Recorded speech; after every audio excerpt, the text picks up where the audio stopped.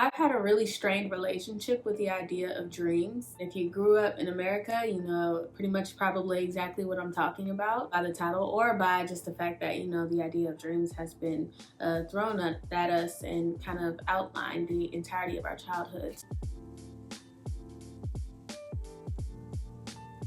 I obviously can't speak in absolutes. It's not all people, but I think in this day and age, I think most of us feel to some extent that we've been failed by this notion of an American dream in some way, shape, or form. If you're new here, whether you're one of my new recent subscribers, hey, and thank you for the subscription, or whether this is just your first time watching my videos, my name is Kai. Today I thought I would share something that hopefully a lot of you guys find really relatable. I grew up when I was younger. I'm from Illinois. I grew up in the 2000s. I'm a Gen Z, obviously, but I'm the older half of Gen Z. And I grew up just kind of for the most part normal, but I guess the part that I'm going to be focusing on is what I've mentioned in my title and thumbnail. It's just the idea of being a gifted child.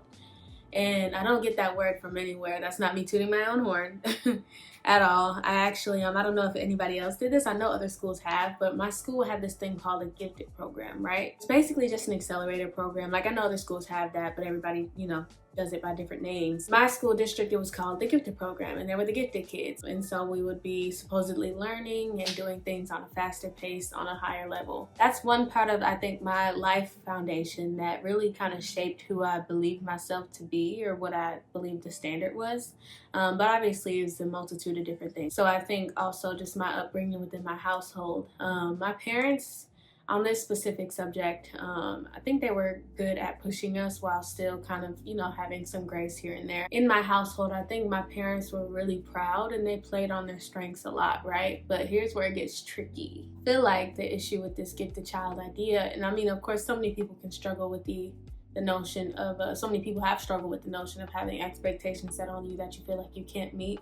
But for me, it feels even deeper than that. I feel like at a societal level, even apart from this gifted status or whatever, it just felt like growing up, okay, I had this title, that was great. And I guess, the problem didn't even come in when I was growing up. It became more as an adult and things started to hit the fan. But even growing up, I didn't realize what it was, but I still had this strain, you know what I'm saying? Like, what's expected of me versus what I want to do. But I think growing up, it was always easier to fight against the grain, right? Because there's not as much really at stake. Like growing up, okay, maybe I wanted to be the leader of this, art troupe or whatever, you know what I'm saying? And that's something, while yes, it might be kind of more unrealistic, it's easier to do. You're in school, it's just a club. You're still in the kind of childhood world.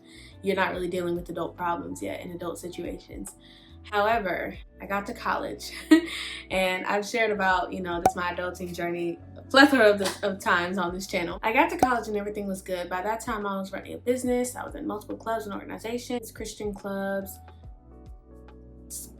What did I do? I was in a lot of stuff and I was successful, right? But then, guys, COVID happened and a host of other things that I'm just like, would it even be worth it to mention in terms of just privacy? But like, my family went through a lot. I lost my grandmother, lost a long-term relationship.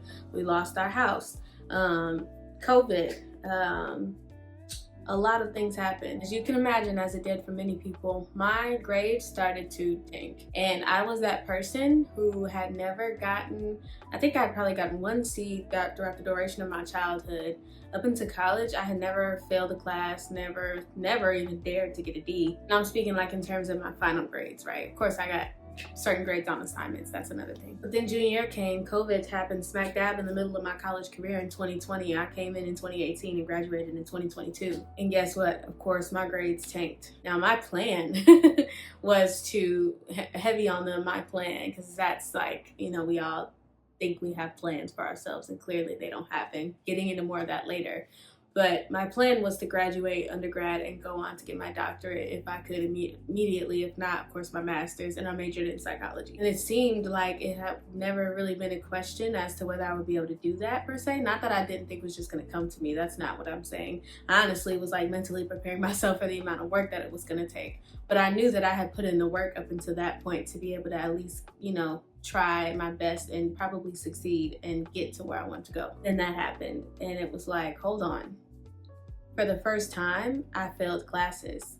And for the first time, I thought me going to grad school wouldn't be able to be a possibility. Me getting my doctorate, being a therapist, being, Dr. Lloyd, the psychologist, for the first time, that actually felt like it had been taken away from me. And then, as you can imagine, that really sparked a whole nother, I think, kind of level of just like deep thinking about, my past, in terms of like, you get those thoughts of just like, well, man, if all of this kind of came to a stop in one moment, all of these years, you know what I'm saying? Like, you get grades, and this just makes me think about like, the way that the school system does this, but that's obviously another conversation.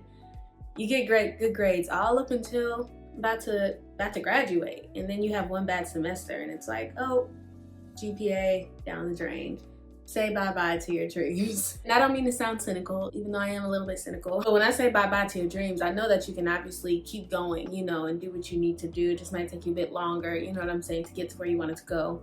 But I think it's still just the sheer loss, you know what I'm saying? Like, when something like that happens and everything's like kind of turned upside down, and now you have to start over from all the work that you put into something. It's not as simple as just being like, well, okay, add on 3 extra years, go do this, all these in like 20 in between steps to be able to get to where you were before. And it's just like, at this point, I have to reevaluate, you know what I'm saying? Because I didn't expect this to happen. What if like this messes up something else in my timeline? All that to say, here I am now. It's been 2 years since I graduated college. Didn't actually get my degree. That was just one of the bigger failures of my, I feel like, adult career. The other one was my business. I did nails, so many people know, since I was a preteen. That held me as far as like financially throughout college, that supported me for a really long time. And then graduated college, and I had bills to pay, and I knew that it wouldn't be as easy, obviously. Like, I wasn't naive to the fact that, using your business as your main source of income, to pay your bills, to survive off of, versus a side hustle was not the same thing. I knew that. But even still, it just seemed like I kept having setback after setback, right? Like inventory issues, financial setbacks with my own, like my bills and all these different things. I got locked into a really bad lease in my apartment, and at the time I was trying to kind of provide a roof for the head of me and my mom, if you will. And so I had that pressure. Everybody knows how that goes, but again, another story for another day. I couldn't keep up with my business, and for the first time in like probably 11 years or so, I quit, and I told myself that I was going to stop, like, if not for good, for a really, really, really, really long time. And that's one of those things, while yes, I made the conscious decision to stop, it wasn't because things were going well and I just wanted to, like, I didn't have a reason. I had several reasons and they weren't good, And so it still feels like a failure. Why am I sharing this? Here I am now, 2 years later, or 2 years after graduating college, about a year and a half after I stopped my business. There's plenty of other things that I could talk about, but I think the real heart of this is that we were all told that, we can like chase our dreams, come in here, right? Or growing up, and then people coming here to America, I think it's important to acknowledge those people too. People come here with this idea, with this notion of the American dream, right? I spent a lot of time trying to figure out how to articulate why it's so problematic, but I think what it comes down to is that telling people, and this is what America does, telling people that you can be whatever you want to be. You just follow your dreams, you can follow whatever dream you want, and everybody can have the American dream, does not take into account the barriers that society, economy, your upbringing, your background, the career that you choose, right? Especially now with AI, people getting laid off, all these different things that happen to no fault of their own. Society doesn't tell you that part, right? The color of your skin, hello, cultural barriers. The list is long, okay? And while I could, I think, hone in on each and every one of those is obviously worth talking about. I think the idea is that's like, I think people need to really get to thinking about their expectations for their lifestyle, right? Like I say all the time on my channel, this is a place of transparency, a safe space to talk about things that are thought-provoking, that are plaguing all of us, not just my Gen Zers, but all of us. To actually say like, okay, how realistic is it, the thing that I'm wanting, especially not just with my own responsibilities, but the people around me, with the economy. Like, everybody knows we have to take that into account, especially right now more than ever.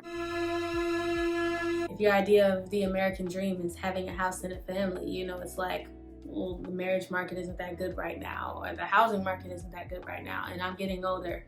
This isn't what people told me about growing up, Or for most of us, it's, I went to college, you know, got a job just like everybody thought that I said, and people said that I would be okay and be able to have the American dream, but I'm struggling to stay afloat. And or worse, I got laid off and now I'm at rock bottom. What we were told is just not adding up to what the reality for most of us is, you know, playing out to be. And I just gotta say as a disclaimer, because I know there are some people who say this, which understandably so, I already know though that, like, you know, people make their own decisions. You know, I'm not placing blame on other forces, like, you know what I'm saying, instead of taking responsibility.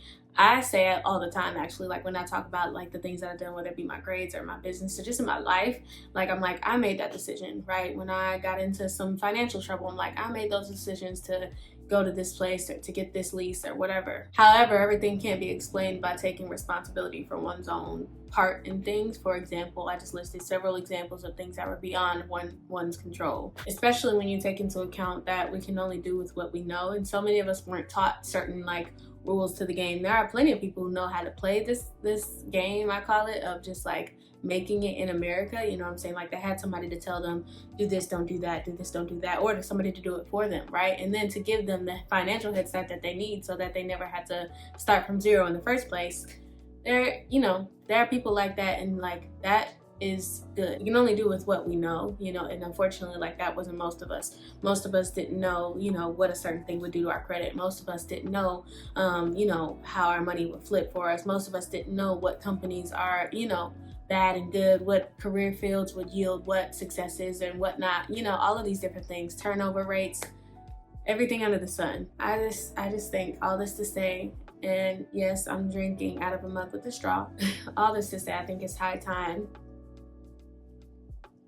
I think it's high time we like just sit down with ourselves. And I mean, it would be nice if, you know, we could do this as a country, but obviously, one, that many people aren't gonna see my video. I mean, it would be nice. Hello, share, leave a like. But I think it's high time, you know, those of us who are talking about this, going through this, actually reevaluate what our dreams are and how realistic are they, and how can we shape that without kind of you know, having unrealistic expectations, but also, right, not being cynical about that either, and not giving up on the things that we're passionate about. I feel like that's a hard truth that we have to accept here in America. This is just my own controversial opinion. Obviously, all of this is. But if we're keeping it a buck, I feel like now is the time for people to say, you know what, like, we were told that we could live this fairy tale. Clearly something's not adding up for most of us. Where did we go wrong? And so I think for a lot of people, it is possible. You know, it definitely isn't something that's not possible to achieve. It's just, it might not look like what we thought, and what are the expectations that we had, or even the stepping stones that we had told to us that aren't really accurate, you know? And I think if we frame, you know, whatever American dream there is, like, this is me speaking, if I was like the poster child for, you know, people coming to America, what would the American dream be defined as, even if it is even, you know, a thing? And that's just, well, you know, there are lots of routes that you can take in America, maybe more than in other countries. There's definitely lots of career options, lots of choices that you could make.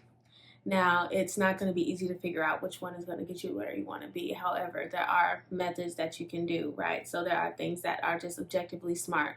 Do X, Y, and Z with your money, getting this education, getting this licensure, right? And then looking for these markers of nice areas to live in, you know, all these different things. There's 100 million different practical things that a person can do to try to set themselves up. But at the end of the day, it's God's world and we're just living in it. We don't know what's to come, and we don't really know, you know, how we're gonna achieve this American dream most times, you know, and so we can do our best to plan. And that's why I think we have to start now, but we just have to keep in the back of our minds that, hey, it's not gonna be as easy as what we were told, because life isn't a fairy tale. And there are powers that be above us that, you know, from God trickling down to, I say that to include everything, God trickling down to the government and everybody who is above you, who is controlling your fate more than you are. To a happier side of things, I think though that's where there's freedom. It doesn't take much to be happy.